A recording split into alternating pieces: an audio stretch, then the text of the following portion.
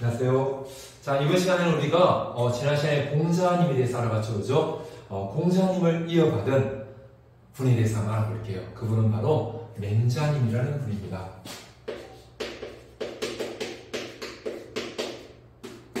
자, 우리 맹자님은 공자님을 아주 존경하고 공자님을 이렇게 계승해서 공자님의 뜻을 따라서 살려고 했던 그런 분이거든요. 근데 이제 공자님께서 돌아가시고 맹자님이 태어나셔서 살아가시게 되는데요. 공자님이 어느 시대 아저씨라고 했죠? 춘추 전국시대. 그 중에서도 춘추시대 사람이라고 했죠. 맹자님은 춘추시대가 지나고 더 혼란해진 전국시대. 춘추 5패의 시대는 그래도 주나라 왕실이 있던 그런 시대였다면 맹자님의 전국 7웅의 시대는 이제 주나라 왕실이 거의 쇠락하고 전국에서 7명의 힘 있는 사람들이 내가 왕이 될 거야, 내가 왕이 될 거야 이런 시대였습니다. 그래서 맹자님은 정말 이렇게 더 혼란한 시대가 되었구나. 어떻게 하면 이 혼란을 극복할 수 있을까? 그것은 바로 공자님이 말씀하신 그 뜻을 따라 살아갈 때, 공자님이 말씀하신 그것을 회복할 때 우리나라가 다시 평화를 되찾고 백성들이 이렇게 굶어 죽는 그런 사회가 아니라 백성들이 다시 행복하게 살 수 있는 그런 사회가 될 수 있겠다. 하루속히 공자님이 말씀하신 그런 사회를 이루어야 되겠다라고 강조하시게 되거든요. 그래서 맹자님은 공자님이 말씀하신 그 사회를 생각하는데요.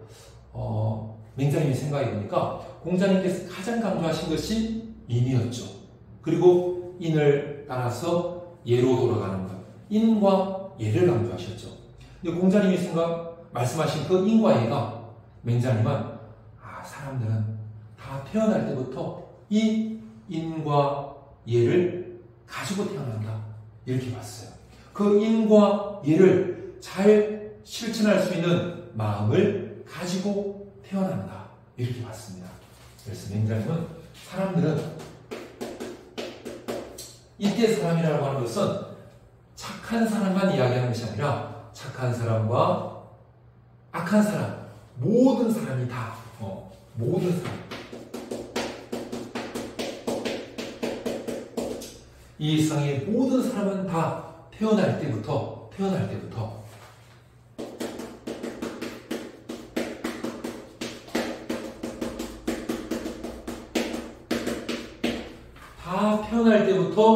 정말 착한 마음을 가지고 태어난다. 이렇게 이야기합니다. 태어날 때부터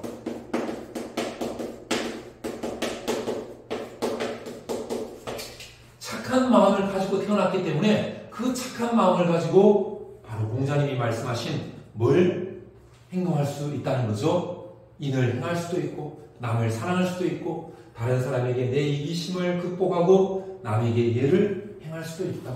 그래서 착한 마음을 가지고 인과 예를 행할 수 있다라고 이야기했습니다. 그래서 맹자님이 이 착한 마음, 사람이 태어날 때부터 가지고 태어나는 착한 마음, 이것을 모든 사람이 태어날 때부터 가지고 태어나는 마음이라고 표현하는데요. 이것을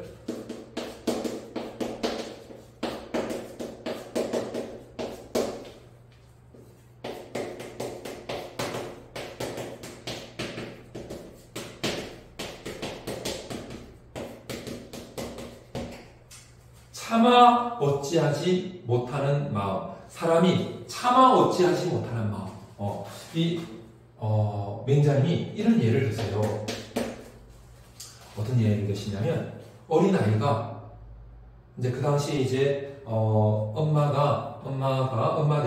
어린아이를 등에 업고, 이제 빨래를 하러 가시죠. 빨래하러 가시는데, 빨래 하시는 동안에 이렇게 보자기를 풀고, 갓난아기가 은검 그 옆에 있는 이제 우물에 아기가 빠지는 그런 경우가 있었던 모양이에요. 그럼 아기가 빠지는 것을 봤을 때 그 주변에 있는 사람들이 그 아기가 빠지는 것을 봤어요. 그럼 어떻게 할까요? 그 그 아기가 빠지는 걸 보고 안 돼, 그러면 안 돼, 아기 구해야 돼, 이런 마음이 모든 사람들 마음에는 있다는 거죠. 저러면 안 돼, 이런 마음. 팔레스타인 아이들이 폭격을 당해서 저렇게 죽어가는데 그 모습을 보면서 모든 사람들 마음에 저 아이들이 저렇게 죽으면 안 돼, 저 아이들이 저렇게 아무 잘못도 없는 저 아이들이 저렇게 미사일에 맞아서 죽어서는 안 돼, 이런 안타까운 마음들이 다 사람들 마음에서 일어나더라는 거죠. 이게 차마 어찌하지 못하는 마음, 이렇게 표현하거든요. 이것을 맹자님은 이거를 이제 예로 우물에 빠지는 아이를 든 거죠. 우물에 아이가 빠질 때 그 아이에 대해서 아이가 우물에 빠지는 것을 불쌍하게 여기는 마음, 불쌍하게 여기는 마음이 일어나는 것을 어찌하지 못하겠다. 불쌍한 마음이 일어나는 것을 막지 못하겠다. 이렇게 표현하게 되는데요. 이것을 맹자님의 표현을 하게 되면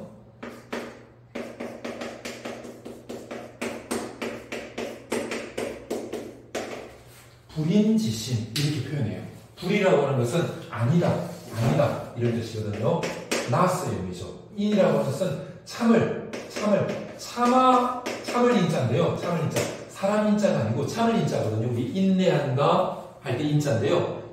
여기서 의미는 차마 그렇게 하지 못한다, 일어나는 것을 참지 못한다, 불쌍히 여기는 마음이 일어나는 것을 참지 못하겠다, 이런 의미가 되는데요. 치라고 하는 것은 뭐뭐쓰이, 이런 의미예요.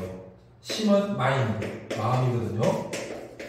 그래서 우물에 아이가 빠져들어가려고 할 때 그 마음에서 그 아이를 불쌍히 여기는 마음이 일어나는 것을 참지 못하겠다, 이런 의미로 불인지심, 이렇게 표현하게 되는데요.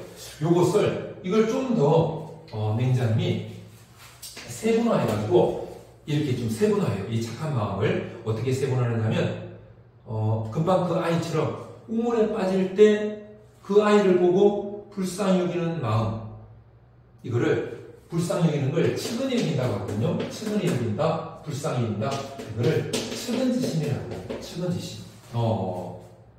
누군가가 힘들어지고 어려워지고 고통에 빠졌을 때 그것을 보고 내 마음에서 측은히 여기는 마음이 일어나는 것을 참지 못하겠다, 이걸 측은지심이라고 하고요. 그 다음에는 내가 어떤 잘못을 저지르잖아요. 내가 어떤 잘못을 저질렀을 때 그것을 이거 정말 잘못했구나, 내가 정말 잘못했구나.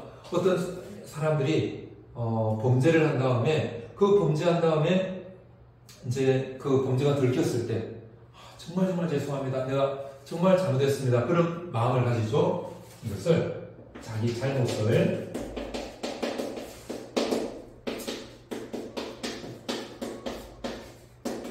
부끄러워하는 거죠. 내가 이렇게 정말 욕심 때문에 이런 잘못을 저질렀구나, 자기 잘못을 부끄러워하는 거죠. 그리고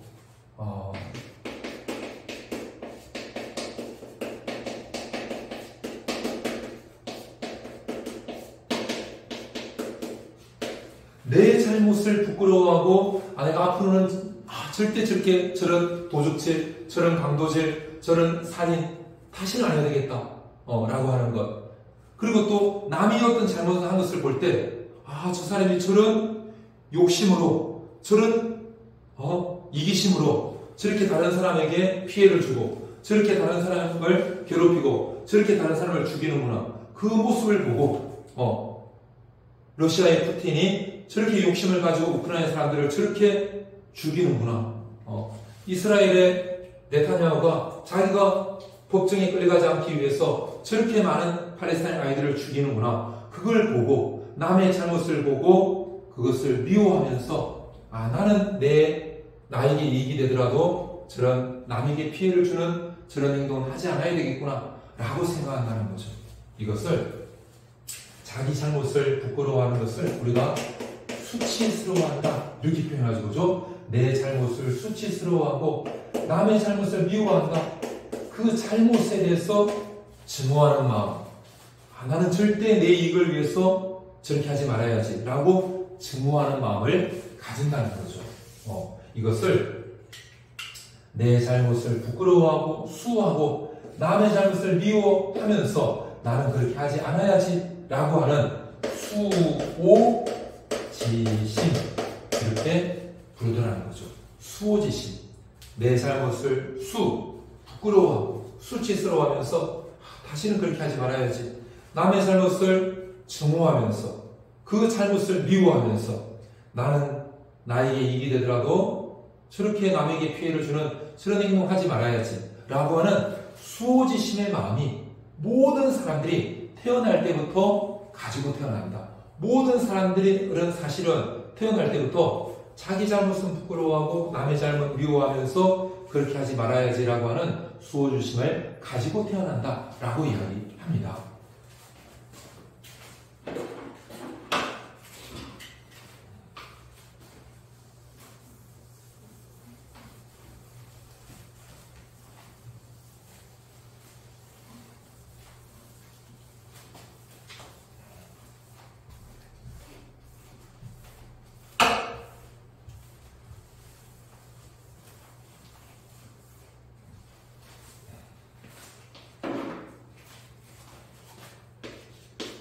그리고 맹자님이 이런 이야기 하는데요.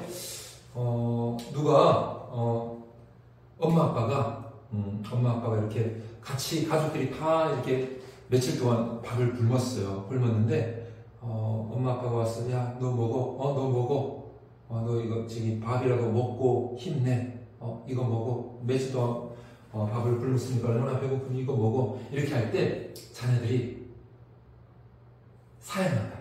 엄마 아빠 먼저 드세요.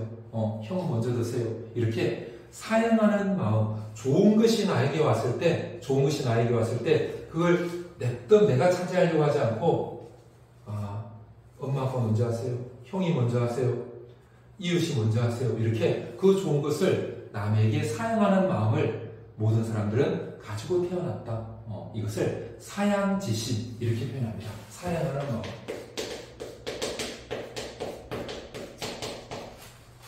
이 좋은 것을 사용하는 마음인데요. 이거를 맹자님이 이렇게도 표현하거든요.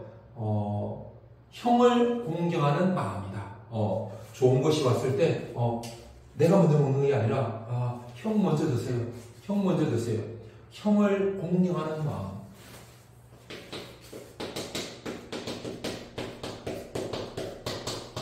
그래서 이것을 공경지심이다. 이렇게도 표현하거든요. 사람은 태어날 때부터 내 위에 있는 형을 공경하는 마음을 가지고 태어났다. 엄마 아빠를 공경하는 마음을 가지고 태어났다. 할아버지 할머니 공경하는 마음을 가지고 태어났다. 그래서 좋은 교회에 왔을 때 형에게, 아빠 엄마께, 할아버지 할머니들께 사양하는 마음을 모든 사람들은 가지고 있다. 이렇게 봤거든요. 그리고 얼마 전에 우리 윤석열 대통령께서 계엄령을 선포하셨죠. 여러분들은 그걸 보고 어떻게 생각하셨어요? 이 계엄령 선포는 헌법에 따른, 법에 따른 그런 올바른 우리나라를 위해서 정말 올바른 행동이셨다 이렇게 생각하셨나요? 아니면 우리나라 헌법을 어긴 것이고 우리나라 법을 어긴 불의한 행동이다 이렇게 생각하셨나요? 맹자님은 어떤 행동을 볼 때, 어떤 사람의 행동을 볼 때 우리 마음속에는 저 행동은 올바른 행동이다. 자기 이기심에 따라서 법을 어긴 올바르지 않은 행동이다. 나라를 위해서 한 올바른 행동이다. 라고 옳은지 잘못된 일인지 구분할 수 있는 마음을 모든 사람들은 가지고 태어났다. 라고 이야기합니다.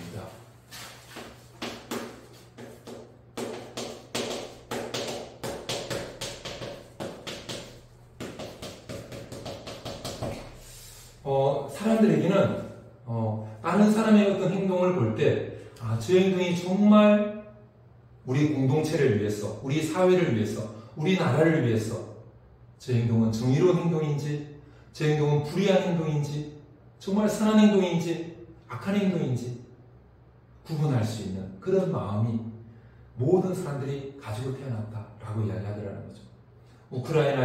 러시아가 우크라이나를 침략했을 때 우리나라에서도 그 침략당하는 우크라이나 아이들을 지켜주기 위해서 가신 분들이 있죠.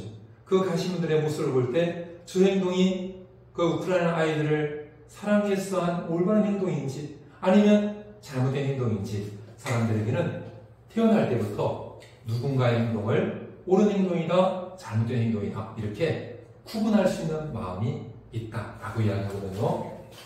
이 옳은 것을, 옳다는 것을 시라고 합니다. 시. 잘못된 것을 비라고 하거든요. 그래서 옳고 그름을 구분할 수 있는 마음, 이것을 시비지신 이렇게 부릅니다. 옳고 그름을 잘 구분할 수 있는 마음, 시비지신 이렇게 표현하게 되는데요. 맹자님께서 이렇게 네 가지 마음을 모든 사람들은 착한 사람이든 나쁜 사람이든 다 가지고 태어났다. 이렇게 이야기하시게 되는데요. 이것을 맹자님께서 태어날 때부터 가지고 태어나는 것, 이것을 맹자님은 성 이렇게 표현했어요. 성. 성이라는 것은 한자로 이렇게 되거든요. 이렇게 돼요. 성 이렇게 쓰는데요. 이게 마음심이라는, 이게 마음심인데요. 마인드거든요. 마음이, 이건 날생이에요. 생일할 때 생자거든요. 태어날 때부터 가지고 태어난 마음, 태어날 때부터 선천적으로 가지고 태어난 마음, 이거를 성이라고 해요. 그래서 이게 태어날 때부터 선천적으로 가지고 태어났다고 해서 일반적으로 이 성을 본성이라고 해요. 본성이라고 하거든요. 그래서 이 본성이 측은 남의 어려움을 보고 측은히 여기는 마음, 그리고 사양하고 공경하는 마음, 또 잘못을 부끄러워하고 미워하는 수호지심, 옳고 그름을 구분하는 시비지심, 이것은 다 선한 마음이다 라고 해서 본성이 선하다 이렇게 표현합니다. 본성이 선하다. 그래서 본성이 선하다는 학설이라고 해서 이것을 일반적으로 성선설 이렇게 표현합니다. 본성이 선하다는 학설 이렇게 해서 성선설, 이렇게 맹자님의 본성에 관한 입장은 이 모든 인간의 본성은 선하다는 입장이다 라고 해서 성선설 이렇게 표현하게 되거든요. 이 성선설의 가장 중요한 근거로 드는 것이 바로 이거죠.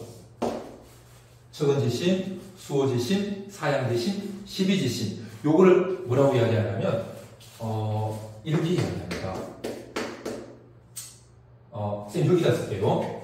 자, 측은히 여기는 마음, 남이 어린아이가 우물에 막 빠지는 것을 보고 그 아이를 막 측은히 여겨요, 불쌍히 여겨요. 그러면 거기에서 그 아이를 사랑하는 인이 나온다 이렇게 이야기하거든요. 남을 불쌍히 여기는 마음에서 그 사람을 사랑하는 마음이 나온다. 그래서 이 측은지심은 인의 단이 된다 이렇게 이야기해요. 단이라고 하는 것은 출발 또는 단서 이렇게 표현하게 되는데요. 출발이라고 표현하기도 하고 단서라고 표현하기도 하고 해석을 하기도 하거든요. 맹자님은 어린아이가 우물에 빠져가는 것을 불쌍히 여기는 그 측은지심에서 그 어린아이를 사랑하는 인이 나온다 이렇게 표현하시는데요. 이것을 어떤 분들은 해석할 때 어린아이가 우물에 빠지는 것을 보고 불쌍히 여기는 마음이 일어나는 걸 보니까 우리 마음속에는 공자님이 말씀하신 인이 있다고 하는 단서가 된다. 우리에게 측은지심이 있다는 것이 우리에게 인의 덕이 있다는 단서가 된다. 이렇게 해석을 하게 돼요. 맹자님은 우리가 남을 불쌍히 여길 때 그것이 인의 단이 되어서 인의 단서가 되어서 인을 실천하고 사랑을 실천하게 된다. 사랑을 실천하게 된다. 이렇게 이야기하시고요. 그 다음에 수호지심, 내 잘못을 부끄러워해서 앞으로 안 해야지. 남의 잘못을 부끄러워하면서 나는 내가 돈을 많이 벌 수 있어도 저렇게 나쁜 짓은 하지 않아야지. 내가 권력을 얻고 명예를 얻을 수 있어도 저런 올바르지 않은 일을 하지 않아야지. 이렇게 수호지심에서 그 사람이 의롭게 될 수 있다라고 이야기합니다. 수호지심, 내 잘못을 부끄러워하고 그것을 하지 않으려고 할 때 그 사람이 점점 올바른 사람이 되는 거죠. 남의 잘못을 보고 저렇게 높은 자리에 가기 위해서, 돈을 많이 벌기 위해서, 또 자기 이익을 위해서 남의 나라는 저렇게 함부로 대하는 트럼프를 보면서 나는 저렇게 하지 않아야지, 이렇게 할 때 우리가 좀 더 올바른 삶으로 살아갈 수 있다, 올바른 사람이 될 수 있다, 이렇게 이야기하거든요. 그래서 이것을 의의 단이 된다, 이렇게 표현해요. 의의 단이 된다. 단이라고 하는 것은 출발 또는 단서, 이렇게 해석하기도 하는데요. 수호지심을 자꾸 하다 보면 점점 올바른 행동, 의로운 행동을 하게 된다. 그래서 단을 출발이라고 해석하는 분들이 있거든요.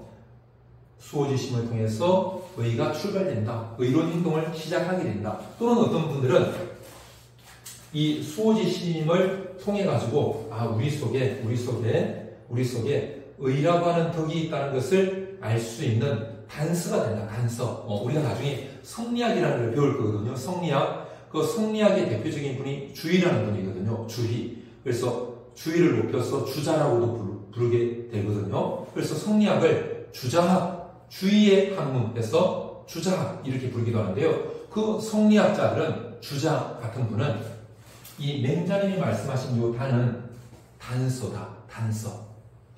측은지심이 우리 모든 사람이 가지고 있다는 것은 우리 속에 인이라는 덕이 원래 있다는 단서가 된다.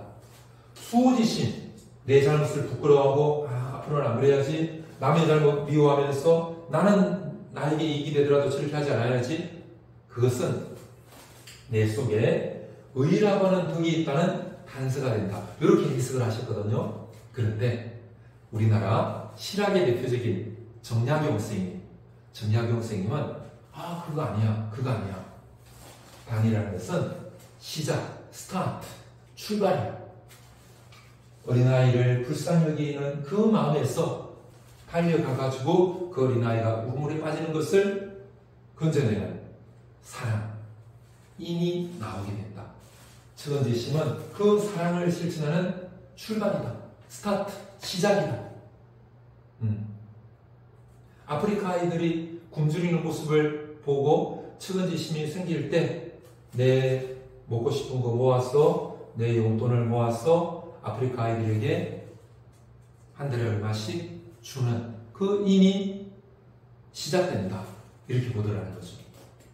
팔레스타인 아이들이 폭격에 맞아서 울고 있는 그 모습을 볼 때, 그 모습에서 내 마음이 불쌍히 있는 마음이 들 때, 그 팔레스타인 아이들의 생명을 지켜주기 위한 행동을 내가 할 수 있는 방법이 없을까 찾아보고, 그것을 사랑을 실천하는, 인을 실천하는 출발, 시작이 된다. 이렇게 해석하신 분이 정약용 선생님입니다. 그러니까 해석이 약간 다르죠.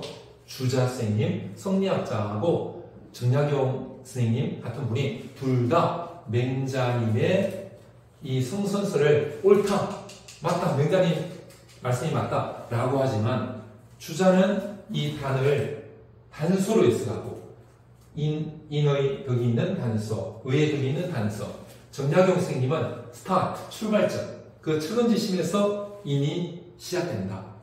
이렇게 해석을 하시게 되거든요. 마찬가지로 사양지심과 공명지심도 마찬가지예요. 사양할 때, 공명할 때 얘가 나온다. 사양을 자꾸 할 때 형님 먼저 드세요, 아빠 엄마 먼저 드세요, 할아버지 할머니 먼저 드세요. 그게 바로 형님에 대한 예, 아빠 엄마에 대한 예, 할아버지 할머니에 대한 예의 출발점 또는 단서가 된다. 이렇게 보는 거죠. 예의 단이 된다. 주의, 주자, 성리학자들은 사양하는 마음, 공경하는 마음이 있다는 것이 바로 우리 속에 예라고 하는 그 덕이 원래부터 있다는 것을 알게 해주는 단서가 되는 것이다. 정약용 선생님, 사양하는 마음, 공경하는 마음, 거기에서 우리가 예를 시작하게 된다. 스타트하게 된다. 사양하면서 이제 내가 좋은 거 아빠 엄마한테 먼저 갖다 드리는 예를 실천할 때 예가 이루어지게 된다. 그것이 정약용 선생님의 맹자에 대한 해석, 맹자 스님에 대한 해석. 최근에 여기면서 정량윤 선생님의 해석입니다. 아이가 우물에 빠지는 걸 보고 불쌍히 여겨. 근데 불쌍히만 여기고 가만히 있어. 구해주지 않고. 그건 아니라는 거죠. 그러면 이미 이루어지지 않는다. 정량윤 선생님은 아이가 우물에 빠지는 거 보고 달려가서 그 아이를 끄집어낼 때 그때 이미 이루어진다. 그때 인의 덕이 형성된다. 그때 인의 덕이 있는 것이지 원래부터 우리 속에 인의 덕이 있는 것은 아니다. 이것이 정약용 선생님의 맹자님에 대한 해석. 주자 선생님 아니다. 인의 덕이 원래 있었어. 그거 어떻게 알아? 우리 속에 어려운 사람을 볼 때 불쌍히 여기는 마음이 일어나는 걸 보면 우리에게 인의 덕이 원래 있다는 걸 알 수 있는 거야. 이게 주희, 주자, 성리학자들이 맹자님을 해석하는 방법. 이렇게 됩니다. 마찬가지로 십이지신 여기에서 우리 지식, 지혜 할 때 지가 되는데요. 옳고 그름을 잘 구분할 때, 계엄령 선포, 대통령의 계엄령 선포, 이것이 옳은 것인가, 나라를 위해서 옳은 것인가, 잘못된 것인가, 이걸 우리가 구분할 때 우리에게 지혜의 덕이 있다는 것을 알 수 있는 단서가 된다. 주희, 주자, 성리학자, 우리에게 옳고 그름을 구분하는 십이지심이 있는 걸 보니까 우리에게는 원래부터 선천적으로 지혜의 덕이 있구나. 십이지심은 지혜의 덕이 있다는 것을 알게 해주는 단서가 되는 것이다. 이렇게 본 것이 주희, 주자, 성리학자. 정량윤 선생님은 옳고 그름을 구분했어. 이제 옳은 것은 지지하고 잘못된 것은 옳지 않다고 알려주고 그럴 때 지혜의 덕이 이루어진다. 지혜의 덕이 형성된다. 그래서 십이지심은 지혜의 덕을 이루는 스타트, 출발, 시작이 되는 것이다. 이것이 정약용 선생님의 누구에 대한 맹자님에 대한 해석입니다. 그래서 요 척언지심은 인의 단, 수호지심은 의의 단, 사행지심은 예의 단, 십이지심은 지의 단이라고 했어요. 요것을 네 가지죠. 이것을 네 가지 단 이렇게 표현합니다. 이것을 사단. 그러니까 인간이 태어날 때부터 가지고 태어난 본성이 선하다는 것을 어떻게 알 수 있니? 맹자님은 사단을 모든 사람들이 선천적으로 가지고 태어난다. 사단을 모든 사람들이 가지고 태어난 것을 보면 사람의 본성이 선하다는 것을 알 수 있다. 이렇게 이야기합니다. 그리고 이 사단을 통해서 아까 인, 의, 예, 지 그것이 실천되게 되는 거죠. 그것이 있다는 것을 알게 되는 거죠. 그래서 이 사단은 무엇의 단이 된다? 사덕의 단이 된다.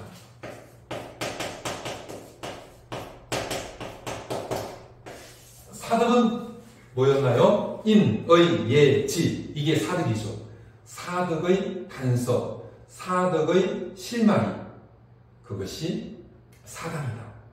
사단을 가지고 있는 것을 보면 사람의 본성이 선하다는 것을 알 수 있다. 이게 맹자님의 본성에 관한 그런 입장입니다.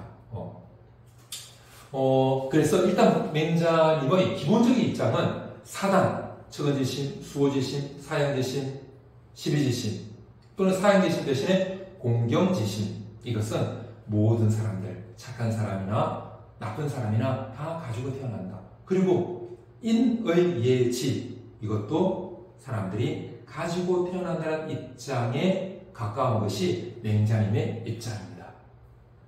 사단과 사덕 이것을 사람이 가지고 태어난다는 입장에 가까운 것이 맹자님의 입장이거든요. 특히 사단을 모든 사람들이 가지고 태어난다는 것을 강조하신 분이 맹자님. 그리고 인의 예지 사덕도 내 속에 원래 있는 것이다. 내 속에 원래 있는 타고난 것이다. 이런 입장이 맹자님의 입장에 가깝다. 이렇게 볼 수 있고요. 근데 맹자님이 또 이렇게도 이야기하세요. 어떤 입장이냐면 사단을 이렇게도 표현하시거든요. 어떻게 표현하시냐면 보세요. 척언지심은 인의 단이라고 했죠. 그런데 요거를 처번지심은 인 이렇게 표현하시기도 하세요. 맹자님께서. 그러니까 맹자님은 약간 이걸 구분을 단이 아닌 것을 구분할 때도 있고 구분하지 않을 때도 있고. 그러니까 어떨 때는 이제 맹자님도 제자들이 많고 또 맹자님은 쭉 그 당시 그 중국을 다니면서 임금들을 찾아가서 그 제후들을 찾아가서 임금이 되고 싶어하는 사람들을 찾아가서 나라가 평화로우려면 이렇게 해야 됩니다. 이렇게 해야 됩니다.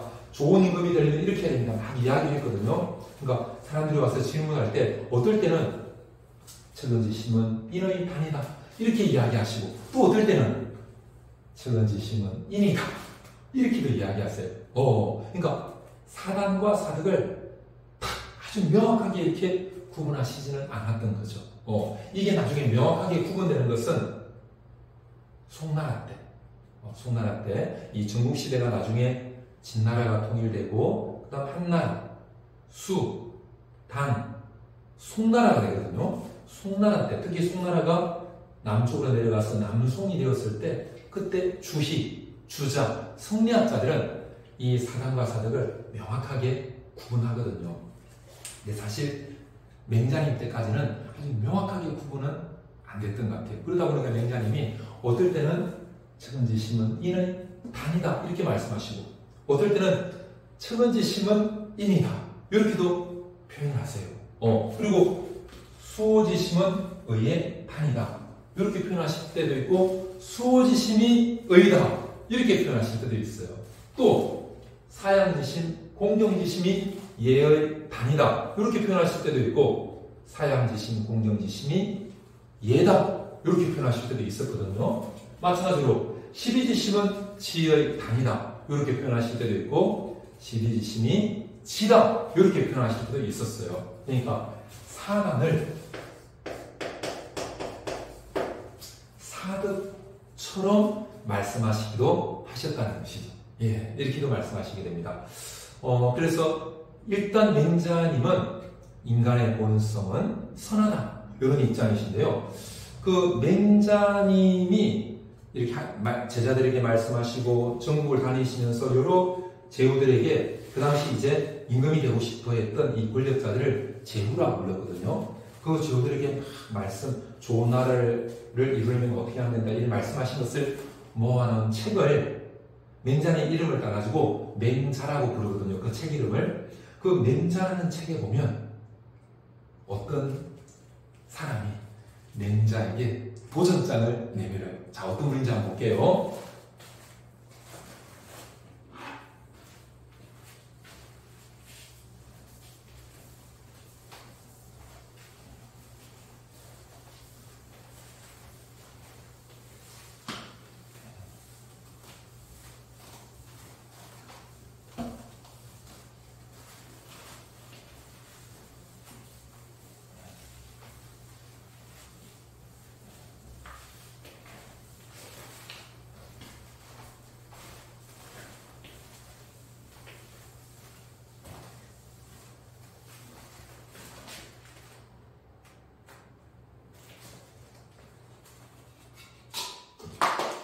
자, 어떤 분이냐면요.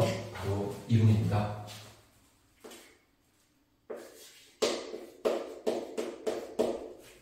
고자라는 분이 등장을 하거든요. 이 고자라는 분은 맹자님한테 이런 이야기예요. 맹자 스님, 사람이 태어날 때부터 선하다고 말씀하시는데 제가 보니까 사람은 선하게 태어난 거 아닌 것 같아요. 이렇게 이야기합니다. 고자 씨가 사람의 본성이죠. 본성이 선한 것이 아닌 것 같습니다. 그러니까 사람들이 그러면 사람은 태어날 때부터 악하게 태어났다는 건가요? 아닙니다. 사람이 태어날 때 악하게 태어난 것도 아닙니다. 이 선과 악이라는 것 이거는 후천적으로 사람들이 살아가면서 태어날 때는 선도 없었고 악도 없었는데 살아가면서 선한 행동을 하면 선한 사람이 되고 악한 행동을 하면 악한 사람이 되는 것이지 태어날 때는 그런 거 없었던 것 같습니다. 이렇게 이야기해요. 그러니까 그게 무슨 말이야? 그걸 어떻게 알 수 있어? 고자님이 요런 예를 들거든요. 누구한테? 맹자님한테. 맹자님 잘 보세요. 산에서 물이 막 내려옵니다.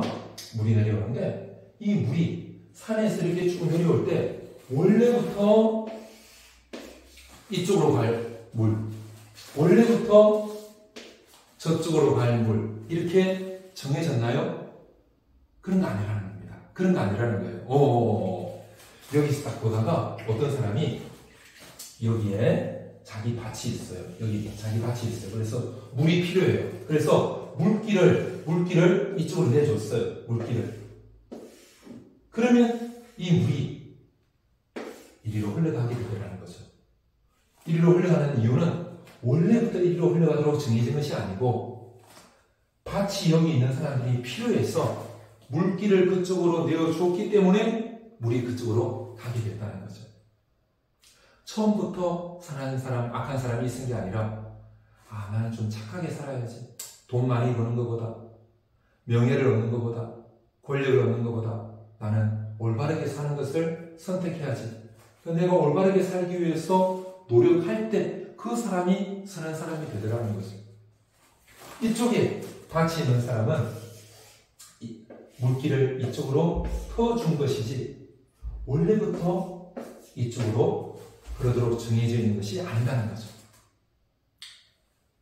고자 아저씨는 사람이 어떤 돈을 많이 가지고 싶었어, 편하게 살고 싶었어, 명예를 얻고 싶었어, 권력을 더 많이 가지고 싶었어, 거짓말하고 남에게 피해를 주고 다른 나라 공격하고 잘못 있는 아이들을 죽이고 하는 것이지 원래부터 네타냐후가, 푸틴이, 트럼프가 원래부터 그렇게 악한 사람은 아니었다. 자기 이걸 얻기 위해서 그렇게 행동하다 보니까 악한 행동을 하게 된 것이다. 이렇게 이야기하는 거죠. 그래서 이것을 고자 아저씨의 본성은 없다는 거예요. 없을 문자거든요. 없다. 성무선악설 이렇게 부릅니다. 본성에는 원래부터 선과 악이라는 것은 없다. 누가 없을까요? 착한 사람이 없을까요? 나쁜 사람이 없을까요? 모든 사람은 지금 착한 사람도 태어날 때는 선이라는 게 없었다는 거죠. 지금 악한 사람도 태어날 때는 악한 본성 없었다는 거죠. 살아가다 보니까 난 올바르게 살아야지. 나는 돈을 얻기 위해서, 권력을 얻기 위해서는 어떤 짓이라도 해야지. 그렇게 하다 보니까 착한 사람이 되고 악한 사람이 되었다는 거죠. 근데 여기에 대해서 맹자님이 이렇게 반박을 합니다. 이거는 이제 맹자님의 반박이거든요. 맹자님이 이렇게 반박합니다. 고자님 말씀도 좀 일리가 있는데 한번 잘 생각해 보세요.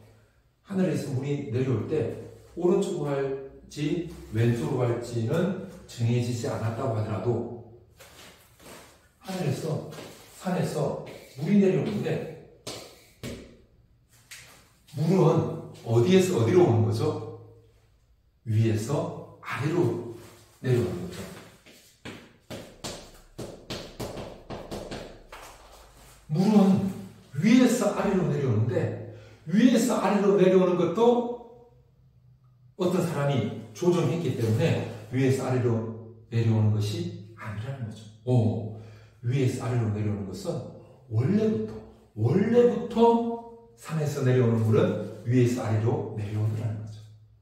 그것처럼 지금 악한 일을 하는 사람도 처음에는 착한 본성을 가지고 있었다는 거죠.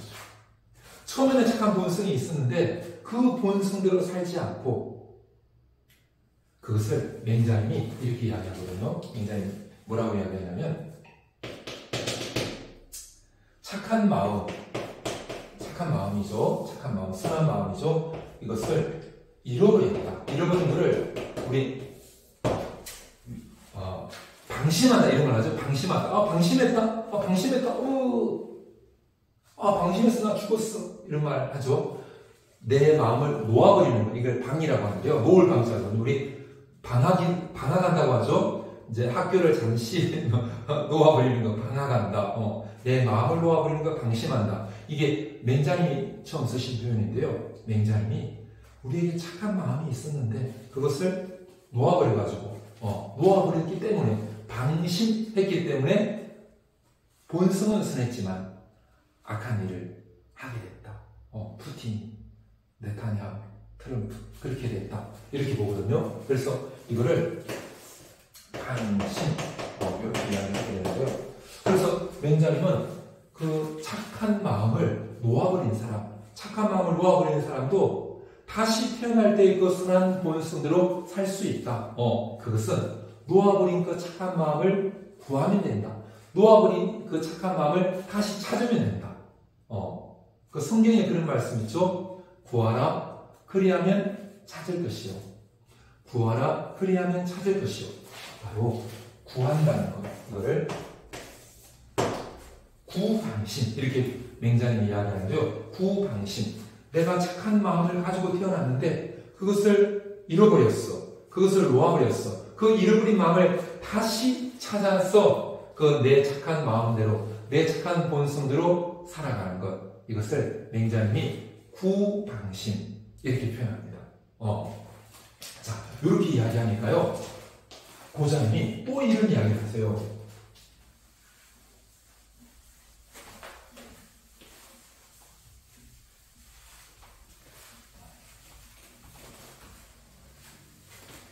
자, 고자님이 또 어떤 이야기 하시냐면요. 맹자님 잘 보세요.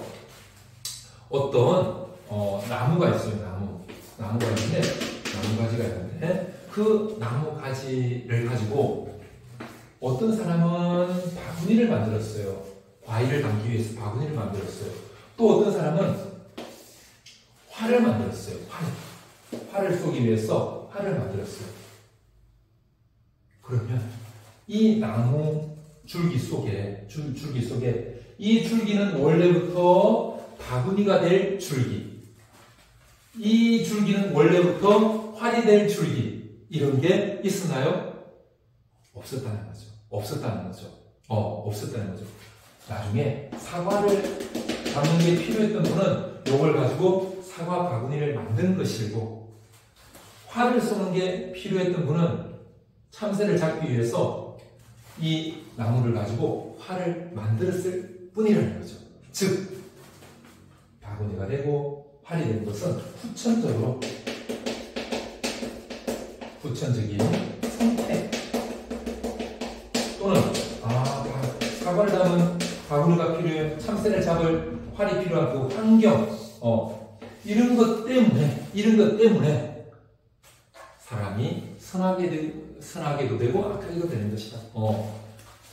선한 길을 걸어가려고 하는 사람은 선을 선택하고, 또 그런 환경이 영향을, 아빠 엄마가 정말 가난해도 남을 도와주면서 올바르게 사는 걸 중요시하는 그런 환경에서 자라났기 때문에 자녀도 그런 삶을 살아가는, 우리 학교에도 그런 아이들이 많은 것 같아요. 아빠 엄마가 정말 헌신하시고 남을 도와주시면서 가난하더라도 그렇게 살아가시는, 그런 가정에서 자라나면서 그 영향을 받는 거죠. 환경의 영향으로 선하게도 되고 악하게도 되더라는 거죠. 고자님의 말씀이 바로 태어날 때는 성과학이 없었다.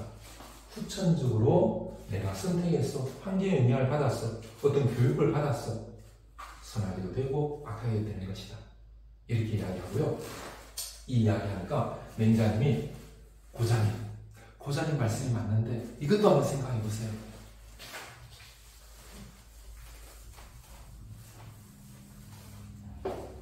자, 맹자님이 어떤 말씀하시냐면요. 고자님 말씀처럼 나무 줄기에 원래부터 바구니하고 활이 없었다고 하더라도 이 나무 줄기가 바구니가 될 수 있었던 것은, 바구니를 만들려고 하면 이 나무 줄기가 뭐 하기 때문에? 구부러지기 때문에, 구부러질 수 있기 때문에.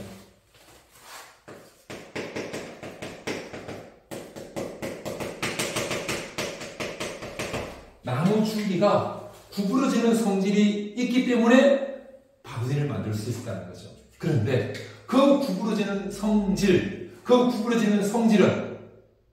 원래부터 있던 것이다. 선천적으로 있던 것이다. 이것은 이 구부러지는 성질은 원래부터 그 나무 줄기 속에 구부러지는 성질이 원래 있었기 때문에 그 성질을 이용해서 그 부드러운 그 성질을 이용해서 바구니를 만들 수 있었던 것이다. 어떤 사람이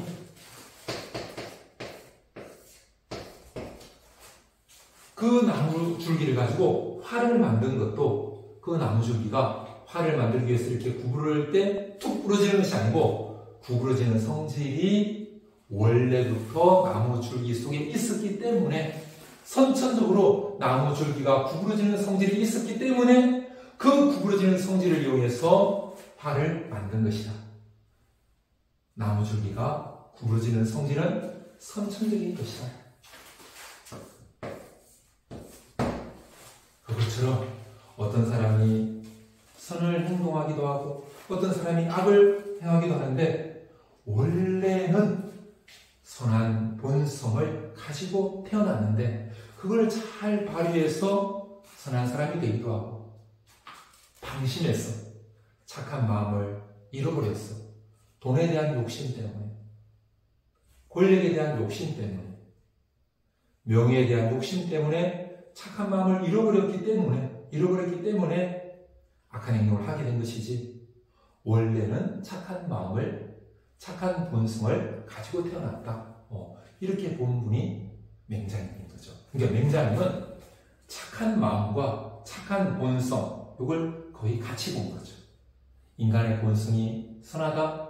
그것은 착한 마음을 가지고 태어난 것이다.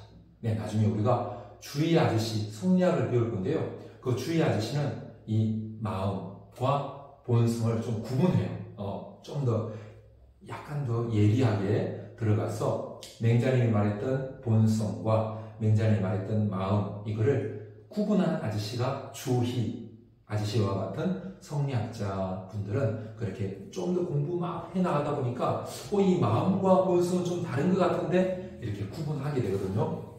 네, 맹자님 때에는 이 본성과 마음을 거의 비슷하게 사용하시죠. 본성이 선하다. 그것은 마음이 착한 마음을 가지고 태어났다는 것이다. 이렇게 이야기하세요. 그리고 사단과 사득도 사단은 사득의 단이다. 이렇게도 말씀하시고 사단이 사득이다. 이렇게도 말씀하신 분이 맹자님. 사단과 사득을 명확하게 구분한 아저씨가 주희, 우리나라의 정약용 이런 분들이거든요. 맹자님이 이제 고자님과 이렇게 이야기한 거고요. 고자님 말고 또 이 맹자님 같은 유학자들을 비판했던 분이 또 있어요. 자, 어떤 분이냐면 잠깐 볼게요.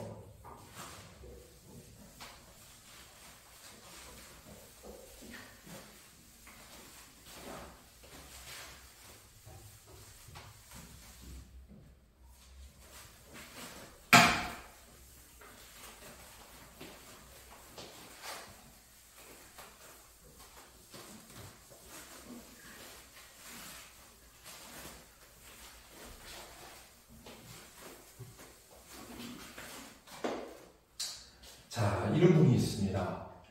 이름이 누구냐면 묵자라는 분이 있어요. 묵자. 묵자라는 분이 있는데 이 묵자라는 분이 이룬 사상, 우리 유학자들이 이룬 사상 학파를 유가라고 그러죠. 유가. 이 가라는 것은 우리 가족할 때 가짜거든요. 가족, 가문 할 때 가짜인데 이 학파를 이야기해요. 학파. 그 학문을 같이 하는 사람들의 모임, 이게 가거든요. 그래서 묵자의 사상을 중심으로 한 사상가들의 모임, 학파를 묵가라고 해요. 이 묵자도 맹자님처럼 어느 시대? 전국시대 사람이거든요. 전국시대. 묵자님은 유가를 비판해요.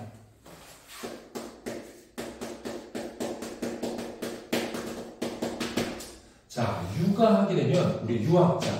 유학자의 가장 출발자가 공자님이죠. 공자님이 가장 중시한 거, 뭘 실천하며 살아라? 인을 실천하며 살아라. 인이라고 하는 것은 다른 사람을 사랑하는 것의 인이다. 남을 사랑하는 것.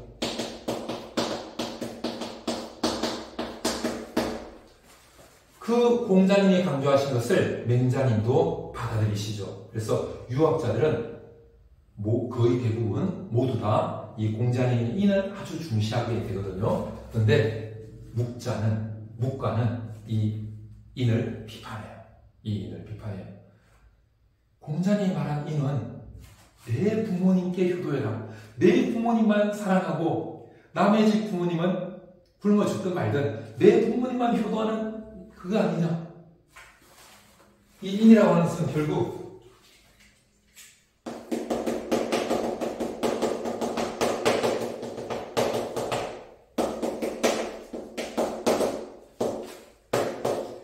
내 부모님은 효도하지만 남의 부모님은 죽든 말든 전혀 상관하지 않는 그게 공자님의 인 아니냐.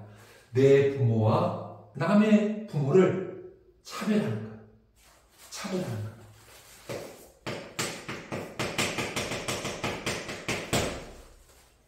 차별하는 사랑 아니냐. 차별하는 사랑이 무슨 사랑이냐. 이건 사랑도 아니다. 이건 사랑도 아니다. 이거는 그냥 이기주의일 뿐이다. 이기주의지 이걸 사랑이라고 할 수는 없다. 이 차별하는 사랑은 사랑도 아니다. 이것을 우리 차별을 사랑을 애라고 그러죠. 그래서 이것을 별애 이렇게 불렀습니다. 묵자가 공자님의 인, 유학자들이 이야기하는 사랑은 이거는 별애일 뿐이다. 이거는 분별하고 내 부모님과 남의 부모님을 분별하고 심지어는 차별하고 내 부모님만 사랑하고 남의 부모님만 굶어 죽든 말든 전혀 신경 쓰지 않는 내 아이들만 신경 쓰고 팔레스타인과 우크라이나의 아이들은 굶어 죽든 말든 신경 쓰지 않는 그것이 바로 공자가 말한 인, 별애이다. 이렇게 이야기하더라는 거죠. 그리고 또 이런 표현도 쓰거든요.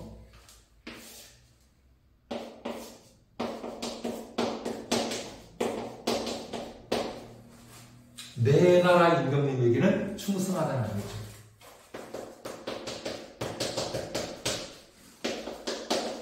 그런데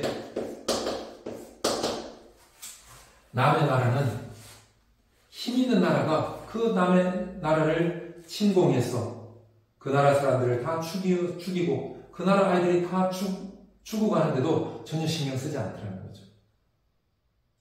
내 나라 임금님에게 충성하면서 내 나라는 지키기 위해서 정말 최선을 다하지만 남의 나라는 아무 잘못도 없이 죽어가고 있는데 그 나라 백성들이 거기에 대해서는 전혀 신경 쓰지 않더라는 거죠. 그게 무슨 사랑이냐. 이것은 남의 나라가 침략을 하면서 사람들이 죽어가더라도 거기에서 전혀 신경 쓰지 않는 것, 이것은 내 나라와 남의 나라를 차별하는 것이고 이런 차별은 사랑이 아니다. 이렇게 이야기하는 것이 그 묵자의 입장이거든요. 그래서 묵자는 자기들끼리 이렇게 집단을 이루어가지고 힘 있는 나라가 약한 나라를 공격하면 그 약한 나라에 몰려가서 러시아 같은 큰 나라가 우크라이나를 침공했을 때 그 전 세계에서 우크라이나를 지켜주기 위해서 우크라이나에 가서 대신 싸워준 그런 분들이 있죠. 묵자는 전국시대에 그런 역할을 했다고 합니다. 힘 큰 나라가 약한 나라를 공격했을 때 그 나라 사람들이 다 죽어가고 있을 때 어딘가에서 구원군이 온 것이죠. 바로 묵자의 무리가 나타나서 그 침략하는 나라를 물리치고 그 침략당한 약한 나라의 아이들을 지켜준 그 사람들, 정말 어떻게 보면 천사 같은 그런 사람들이죠. 이스라엘이 팔레스타인 아이들을 죽이고 있을 때 그 팔레스타인 아이들을 그 살인으로부터 총과 미사일로부터 지켜주러 가는 사람들, 그 사람들이 전국시대의 묵자의 사람들이었던 거죠. 그래서 묵자의 사람들은 내 나라와 남의 나라를 차별하지 말자. 차별하지 말자. 차별하는 사람은 사랑이 아니다. 우리 부모님과 남의 부모님을 겸해서 사랑하고 내 나라와 남의 나라를 겸해서 사랑하자 라고 해서 이것을 겸애라고 얘기합니다.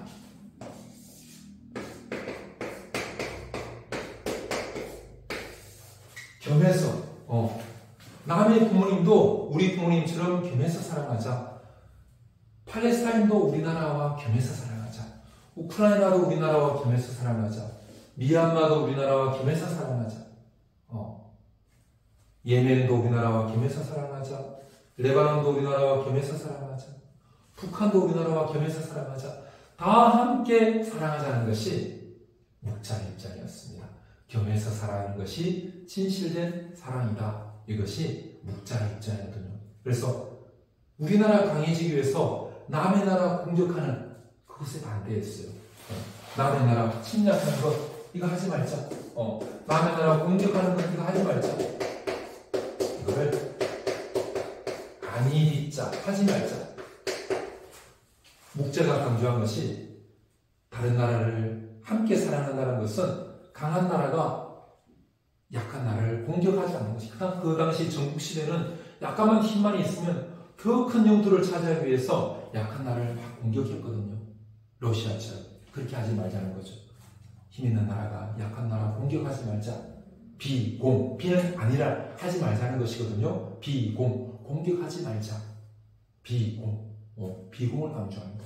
그리고 우리나라에게만 이익되게 하고 남의 나라는 굶어 죽고 손해보고 트럼프처럼 우리 미국만 잘 살면 돼. 남의 나라에 굶어 죽든 말든 상관없어. 그게 아니라 이익을 함께 하자. 이익을 함께 나누자. 더불어 사랑하고 이익을 함께 하자. 함께 하는 걸 우리가 서로 함께 하는 거. 사귀는 걸 교라고 하죠. 교우관계 할 때. 서로 나누는 것. 우정을 나누는 걸 교우라고 하죠. 그죠? 그것처럼 겸해하고 이익을 나누자. 이익을 리라고 하죠. 이걸 겸해, 교리, 이익을 함께 한다. 이익을 서로 나눈다. 해서 겸해, 교리. 겸해서 사랑하고 이익은 함께 하자. 이익을 서로 같이 하자. 내 나라만이 아니라 남의 나라도 이익을 같이 하자. 우리 가족만이 아니라 남의 가족도 이익을 같이 하자. 이것을 겸해, 교리 이렇게 부르다는 거죠. 근데 맹자는 이걸 비판해요. 맹자는 이 묵자의 사상을 비판하거든요. 어떻게 비판하느냐면 묵자 너가 내 부모님과 남의 부모님을 이렇게 차별하지 말고 겸해하자고 이야기하는데 묵자 너의 입장은 아버지가 없는 사상이에요. 내 부모가 없는 사상이에요. 나를 낳아주신 분은 내 부모님인데 내 부모님과 남의 부모님을 겸해서 사랑하자는 것은 저 부모가 너를 낳아줬니? 그건 아니잖아. 내 부모와 남의 부모를 분별하지 않고 차별하지 않고 사랑하자는 것은 이거는 아버지가 없는 사상이다. 부모가 없는 사상이다. 내 나라와 남의 나라를 분별하지 말고 차별하지 말고 남의 나라도 같이 사랑하자. 임금이 없는 사상이다. 자기가 정말 충성하고 자기가 존경하고 자기가 따라야 될 임금은 내 나라를 지켜주는 임금님인데 그 임금과 남의 나라를 구분하지 못하는 것, 이것은 임금이 없는 사상이다. 정말 사람이 아닌 그런 사상이다. 이렇게 맹자는 묵자를 비판했습니다. 맹자는 구분이 있어야 된다. 구분이 있어야 된다. 내 부모님, 남의 부모님 구분하고 내 부모님께 효도하면서 그것이 남의 부모님께로 확장되어 나가도록 해야 되지. 내 부모님과 남의 부모님을 구분하지 않는 것, 이거는 옳지 않다. 이게 맹자의 입장입니다. 내 나라와 남의 나라 구분은 하고 내 나라에 먼저 충성하고 내 나라의 임금님께 충성하고 남의 나라가 어려우면 그것도 도와주는 것도 신경 쓰는 것 점점 점차적으로 넓혀가는 사람, 확장되어가는 사람 그것이 맹자의 주장. 근데 묵자는 그렇게 하다가는 굶어 죽어가고 있는 사람들 굶어 죽어간 다음에야 신경 쓰는 것이다. 이렇게 구분하면 끝없는 전쟁, 끝없는 침략, 끝없는 공포밖에 없다. 분별하지 않고 겸해하고 이익을 함께하는 교리의 세상이야말로 우리가 일궈가야 될 그런 평화로운 세상이다. 이렇게 주장한 분이 묵자의 사상입니다. 그리고 어떤 분은 이 묵자의 사상이 좀 이웃을 내 몸처럼 사랑하라.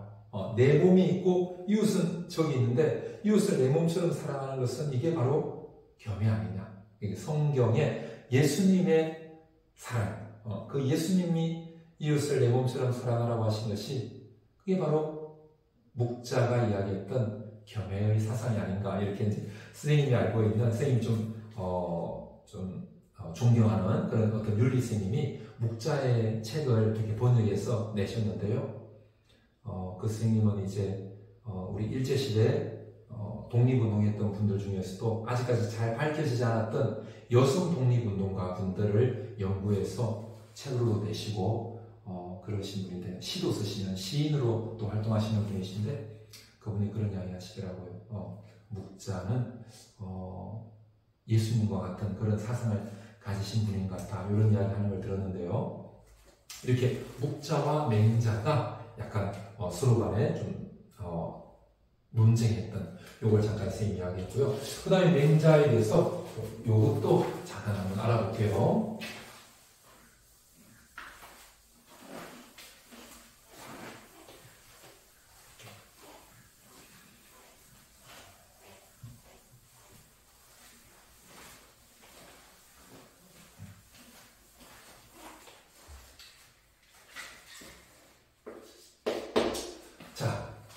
공자님은 혼란한 나라를 어떻게 다스릴 때 그 나라가 평화로워진다고 했죠? 덕으로 다스리라. 두자로 덕치해라라고 하셨죠. 그 공자님의 사상을 맹자님이 받아들이십니다. 그래서 맹자님도 덕치를 중요시 하시거든요. 덕으로 다스려야 된다. 덕치해야 된다. 이렇게 강조하시게 되는데요. 그 덕으로 다스려야 된다고 하시면서 맹자님은 그 덕으로 다스리는 것은 바로 임금님이 공자님이 강조하셨던 백성들을 인으로, 백성들을 사랑으로, 내 자녀처럼 사랑으로 백성들을 다스리는 것이다. 그리고 옳지 않은 것에 빠지지 않고 올바르게 바른 정치를 하면서 백성들을 돌보는 것이다. 인과 의로 백성들을 다스리는 것. 이것이 바로 올바른 덕치다. 이렇게 이야기하시거든요. 이럴 때 이게 바로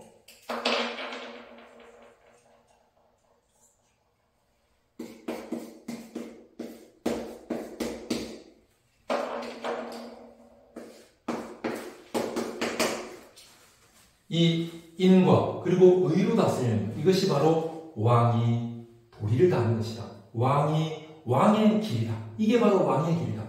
인과 의로 다스리는 것. 이게 바로 왕이 걸어가야 될 길이다.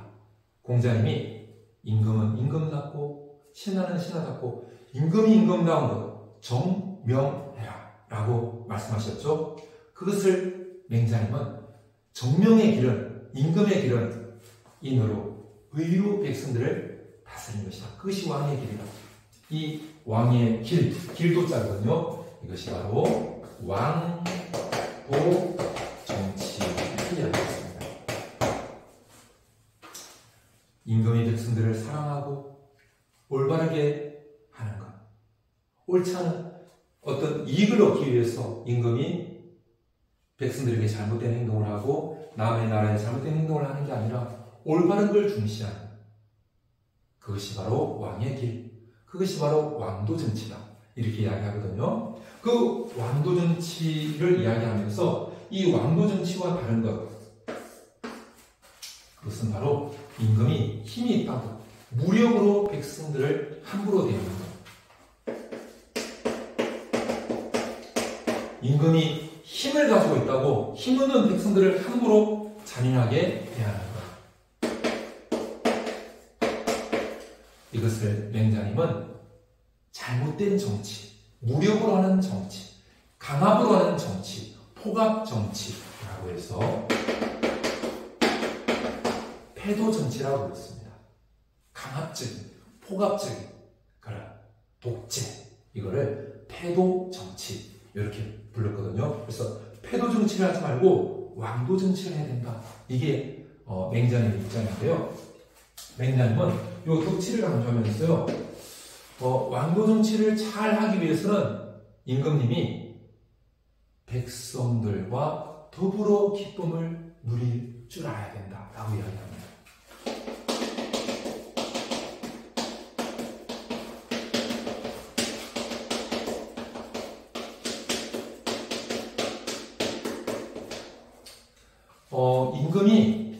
임금은 맨날 맛있는 거 먹고 편안한 데 자고 이러는데 백성들은 매일 먹지 못하고 굶어 죽고 비가 오면 이제 선생님 며칠 전에 인터넷을 본 게 떠오르는데 그 팔레스타인 아이들이 비가 오면 그게 집이 없으니까 천막에서 자다 보니까 아이들이 비 오는 걸 너무너무 싫어하는 거예요.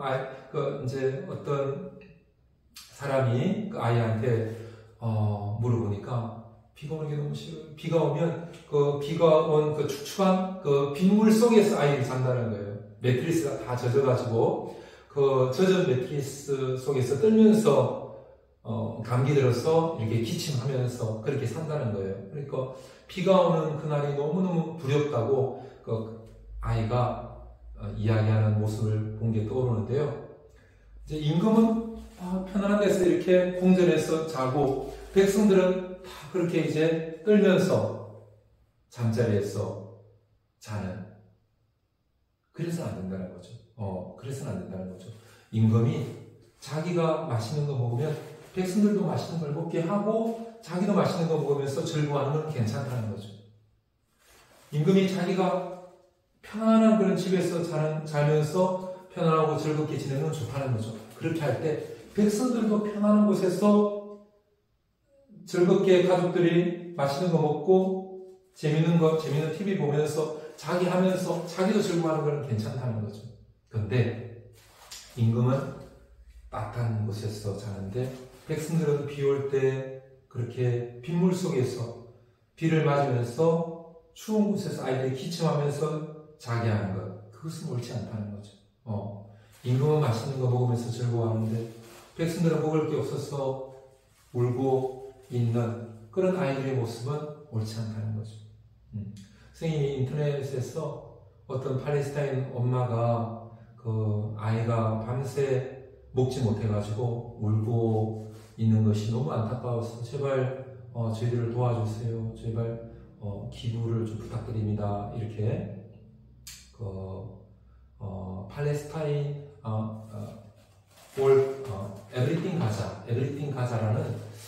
에브리띵 가자 이런 이제 그 인터넷 그 사이트가 있더라고요. 거기 들어가 보니까 팔레스타인 엄마들이 이제 아이들을 기르면서 아이들이 먹지 못하고 잠자리에 들어서 계속 기침하면서 괴로워하는 그런 모습에 너무 안타까워서 엄마들이 눈물을 흘리시면서 혹시 여유가 되시면 기부를 좀 부탁드립니다. 이런 말씀들을 하시는 걸 봤는데요.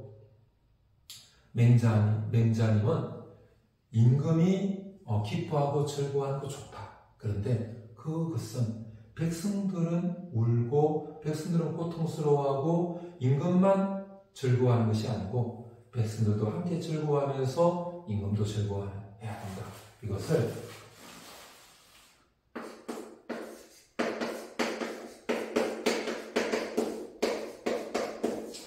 여민 동락 이렇게 부르거든요. 여라는 것은 같이 할 여자예요. 같이 할 여자. 민은 백성이라는 뜻이거든요. 백성과 함께 함께, 백성과 함께, 같이, 같을 동자거든요. 우리 동료 이런 말 쓰죠. 같이 즐거워한다. 백성과 함께 더불어서 같이 즐거워한다. 누구와? 임금이 백성과 함께 동일하게 즐거움을 누리는 여민 동락, 이걸 강조해야 됩니다. 그래서 이 여민 동락을 강조하면서 맹자님이 이런 이야기 하시거든요. 백성들에게 먹을 걸 줘라. 이제 이 맹자가 그 전국을 막 다니면서 그 당시 전국시대에 전국을 막 다니면서 제후들에게 좋은 임금이 되기 위해서는, 좋은 제후가 되기 위해서는 이렇게 해야 됩니다. 이렇게 해야 됩니다. 이렇게 해야 됩니다. 말하거든요. 그 중에 하나가 백성들에게 먹을 걸 줘라. 백성들에게 먹을 걸 안 주니까 남의 집에 가서 도둑질하고 남의 집에 가서 강도질 하는 것이다. 먹을 걸 줘라. 백성들이 일할 수 있도록 해주라. 논밭을 주라. 거기에서 백성들이 먹을 걸 얻을 수 있어야 남의 집에 가서 강도질 하지 않는 것이다. 우리나라도 지금 너무나 큰 일이, 얼마 전에 뉴스 보니까 20대 분들이 지금 건강한데도 일자리가 없는 분이 100만 명이 넘는다고 그러더라고요.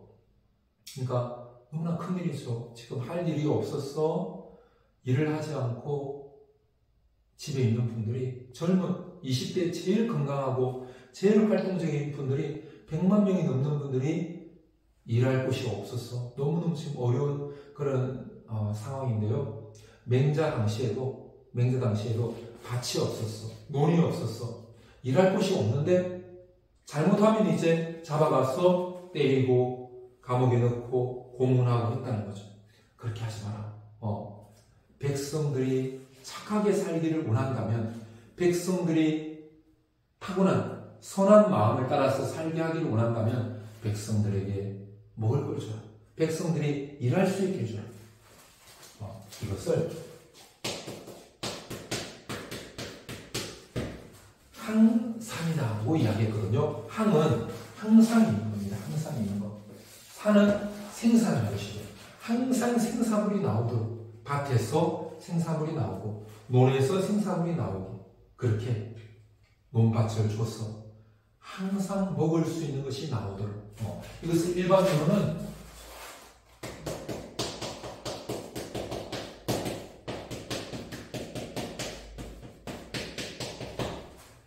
일정한 생업, 이렇게 표현하기도 해요. 늘 일정한 생업이 있어서 거기서 먹을 것이 나오도록 그렇게 해야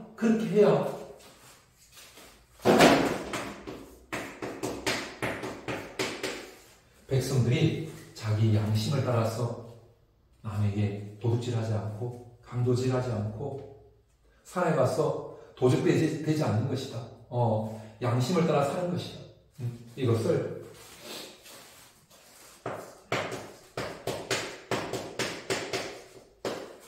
항심, 이렇게 맹자님이 표현하거든요. 항상 가지고 있는 착한 마음대로 살게 되는 것이다. 항심을 지킬 수 있는 것이다. 백성들에게 항심을 지키며 살아라. 항상 가지고 있는 타고난 선한 마음을 따라서, 측은지심을 따라, 수호지심을 따라, 사양지심, 공경지심을 따라, 십일심을 따라 살라고 이야기하면 일반 백성들은 먹을 게 없는데, 자녀들이 먹지 못해서 밤잠을 못 자고 지금 굶어 죽어가고 있는데 자기 착한 마음, 항심을 지키기 어렵다. 그렇게 할 수 있는 사람은 선비.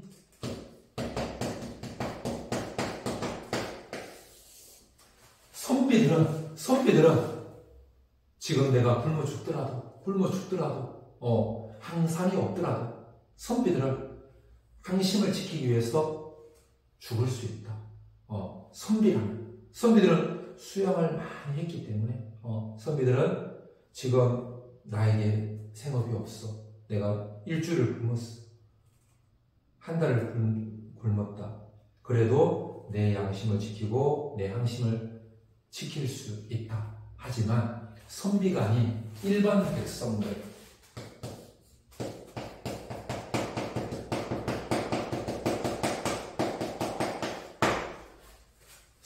그렇다면 일반 백성들에게 그걸 요구해서는 안 된다. 일반 백성들은 그동안에 자녀들을 위해서, 가족들을 위해서 늘 일만 했던 분들이지, 선비처럼 자기 마음을 닦고 자기 마음을 수용하고 그렇게 할 여유가 없었던 사람들이다. 그렇다면 일반 백성들은 항산을 보장해줬어. 생업을 보장해줬어. 그 생업을 가지고 가족들이 먹고 살게 하고, 그러면 그 사람들은 자동적으로 착한 마음을 가지고 태어났기 때문에 자신의 항심을 지키면서 선하게 살아갈 것이다. 항산도 제공해주지 않으면서 항심을 지키며 살라고 백성들에게 요구해서는 안 된다. 이것이 맹자의 입장입니다. 그래서 맹자가 이거를 이렇게 이야기하거든요.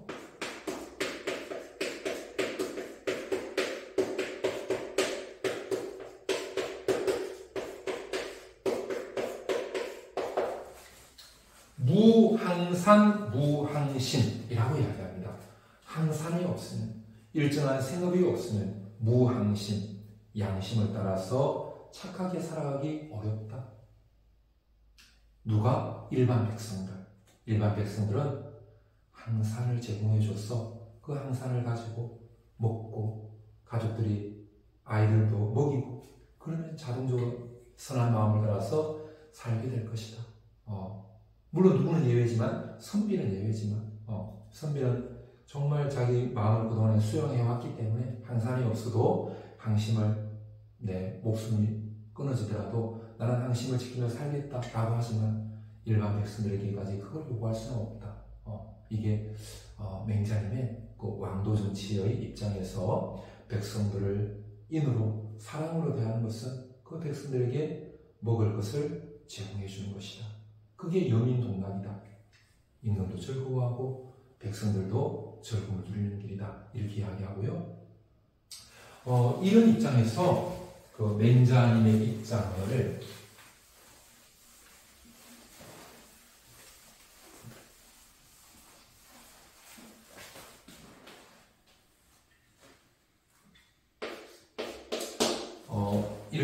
이런 입장에서 맹자님이 정치할 때 임금은 가장 중요시해야 될 것이 바로 자기 왕족, 그동안에 지켜온 왕족, 이게 아니라는 거죠. 임금은 정치할 때 가장 중요시해야 될 것이 백성을 가장 중요시해야 된다.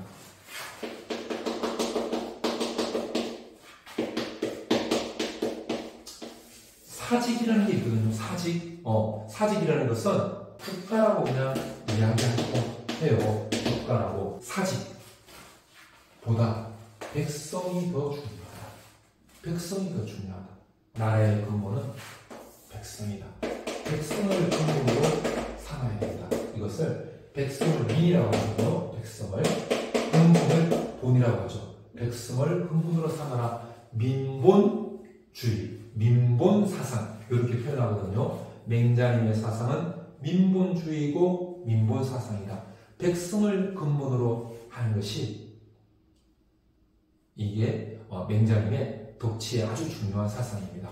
임금보다, 사직보다, 국가보다 백성이 근본이다. 이게 맹자님의 민본주의, 민본사상, 이렇게 표현하게 됩니다. 그래서 한 요 정도까지 선생님이 맹자에 대해서 이야기를 했고요. 다음 시간에는 역시 맹자님처럼 공자님을 계승한 맹자님 다음에 태어난 순자님에 대해서 같이 한번 알아볼게요. 같이 맹자님처럼 공자님을 계승했지만 맹자님과는 또 약간 색깔이 다른 분이 바로 순자님이거든요. 다음 시간에 순자님에 대해서 같이 한번 알아보겠습니다. 수고 많았습니다.